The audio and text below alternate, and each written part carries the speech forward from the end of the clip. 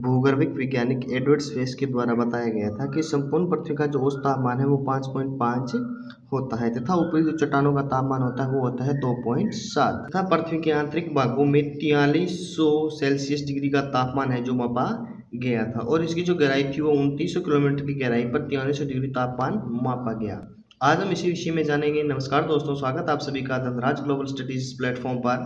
आज हम जानेंगे पृथ्वी का आंतरिक संरचना व उसका तापमान, डेंसिटी, घनत्व, दबाव के बारे में। संपूर्ण पृष्ठ का जो औसत घनत्व था वो 5.5 सेंटीमीटर था, जबकि धरातल के ऊपरी भाग का घनत्व अधिक था और ऊपरी चट्टानों का घनत्व 2.7 था। इस तथ्य में पता चलता है कि पृथ्वी के केंद्रीय भाग का घनत्व जो वो अधिक होगा और भूगर्भिक विशेषज्ञों द्वारा यह अनुमान लगाया गया कि पृथ्वी के भीतर का जो भाग घनत्व है वो 11 से अधिक होगा। इसमें यह निष्कर्ष निकलता है कि पृथ्वी के भीतरी भाग अत्यधिक भारी पदार्थों, मुख्यतः धात्विक पदार्थों से बना है। ऐसा माना जाता है कि पृथ्वी का केंद्रीय भाग भू, क्रोड, निकल व लोहा का मिश्रण।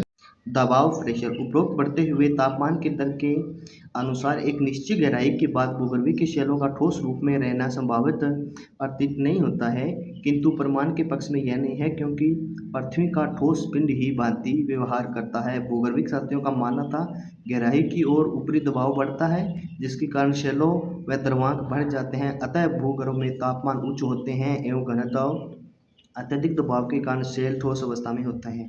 पृथ्वी की जो आंतरिक संरचना है, जो क्रोड है, वो दो भागों में बांटी गई है। एक होता है बाह्य क्रोड, एक होता है आंतरिक क्रोड। और बाह्य जो क्रोड होता है ये होता है तरल अवस्था के अंदर, बाह्य क्रोड तरल अवस्था में होता है।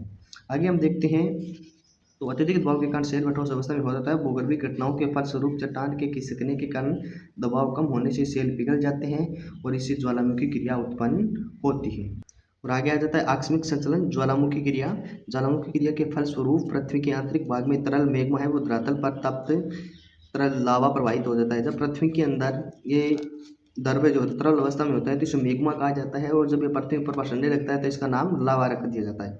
इसी आधार पर भौगोलिक शास्त्रियों का अनुमान है कि पृथ्वी के आंतरिक भाग में कम से कम ऐसी परत है जो हमेशा द्रव अवस्था में रहती है और वो है बाह्य क्रोड और इसी को मैग्मा भंडार कहते हैं। जैसे ही मैग्मा के रूप में धरातल पर तप्त तरल लावा प्रकट होता है, किंतु कई भूगर्भिक शास्त्रियों ने इसे व्यवहारिक नहीं माना है। उनका मानना है कि ऊपरी चट्टान के अत्यधिक दबाव के कारण कोई भी हिस्सा तरल नहीं रह सकता। इसी के आधार पर भूकंप विज्ञान सिस्मोलॉजी कहता है कि भूकंप विज्ञान की प्रकृति में पृथ्वी की आंतरिक संरचना का ज्ञान प्राप्त करने में बहुत सहायता पहुंचाई है। भूकंप विज्ञान में भूकंप की तरंगों को उनकी गति का अध्ययन किया जाता है। भूकंपीय तरंगों का सिद्धांत यह है कि उनकी गति हल्के घनत्व के माध्यम से धीमी और अत्यधिक के माध्यम से तेज होती है, अर्थात माध्यम का घनत्व जितना ही अधिक होगा तरंगों की गति उतनी ही अधिक होगी। इसी गुण के आधार पर या कारण भूकंपीय तरंगों के विश्लेषण होने की जानकारी मिलती है। मूल भूकंप, जहाँ से भूकंप उत्पन्न होता है, इसी हम देखेंगे ये जानने के लिए कि मूल भूकंप जिस स्थान से भूकंप उत्पन्न होता है उसे मूल भूकंप या भूकंप फोकस कहते हैं और जिस जगह पर हम इसको महसूस करते हैं उसे कहते हैं एपिकेंद्र या इंग्लिश में एपिसेंटर इसको हम कहते हैं। और इसकी जो तरंगे हैं वो तीन तरह की निकलती है। पहली जी निकलती है वो निकलती है आपकी प्राइमरी, दूसरी निकलती है सेकेंडरी और तीसरी होती है लघु तरंगे। ये तीन तरंगे निकलती है। पहले की जो गति होती है वो 6 किलोमीटर होती है, दूसरी की 3.5 और तीसरी की होती है 1.5। सबसे जो व्यावहारिक तरंगे होते हैं वो लघु तरंगे होती हैं। इसकी गति धीमे होते हैं लेकिन यह सबसे विनाशकारी मानी जाती है। आगे हम देखते हैं प्राथमिक अनुदैर्ध्य या संपीड़ित तरंगे, प्राइमरी तरंगे। इन्हें पी तरंगे या अल वेव भी कहते हैं। चित्र 2.4 में इनका संरचना वेग अधिक दर्शाया गया है। 8 से 10 किलोमीटर प्रति सेकंड तक यह होता है। यह भूकंप के मूल से प्रारंभ होकर पृथ्वी के ठोस व गैसीय सभी के पदार्थों में पार करती हुई भूपृष्ठ से सबसे ऊपर पहुंचती है। ये तरंगे सेल में संपीड़न के कारण उत्पन्न होती है। इन तरंगों में सेलों से गुजरने पर सेल गणों में कंपनियां होते हैं और ये कंपनियां तरंगे दिशा में आगे पीछे होती जाती हैं। पीछे होने का कारण धक्के की तरंगे में क्षैतिज तरंगे इसे भी कहते हैं। ये ठोस भाग में अत्यधिक तेज व सरल रेखा में चलती है। इनकी ध्वनि तरंगे समान होती है। और द्वितीयक आड़ी गौण तरंगे, दो नंबर तरंगे हैं अस्तरंगे, अश्ववेव के नाम से इसे जाना जाता है और इसकी जो गति होती है वो 3.5 किलोमीटर प्रति सेकंड से होती है। और यह जल तरंगे प्रकाश तरंगों के समान व्यवहार करते हैं क्योंकि इसमें कणों की गति के कारण दिशा में समकोण होता है। इनकी उत्पत्ति सेलों पर पड़ने वाले अपहरण से होती है।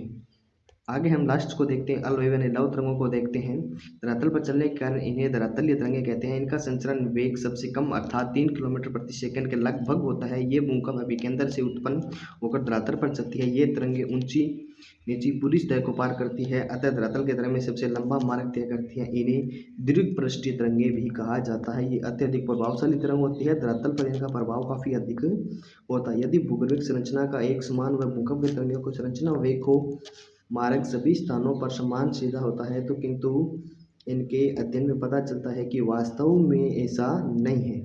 यही एक महत्वपूर्ण टॉपिक है, उल्कापात मेट्रोइड। उल्कापात हम सभी लोग जानते हैं कि उल्कापात सौर परिवार का ही एक हिस्सा है। जिस समय पृथ्वी या सौरमंडल का जिस समय निर्माण हुआ था, उसी समय उल्कापात छोटे जो ग्रह जो क्षुद्र ग्रह थे उनको उल्कापात या मेट्रोइड कहा गया था, जो ग्रहों की उत्पत्ति के समय अलग होकर अंतरिक्ष में फैल गए थे। और ये मंगल और बृहस्पति दोनों ग्रहों के बीच में एस्टेरॉइड बेल्ट है। उल्काओं की संरचना निकल और लोहे से पाया जाता है, अतः सौर परिवार के से सदस्य पृथ्वी से चुंबकीय गुण के आंतरिक भाग में निकल मिश्रित लोहे के कारण बताया जाता है। पृथ्वी की आंतरिक संरचना में हमें जो पढ़ना है वो है एडवर्ड स्वेस का वर्गीकरण। स्वेस का वर्गीकरण, स्वेस की निर्माण पृथ्वी की ऊपरी परत तलजट से निर्मित होती है।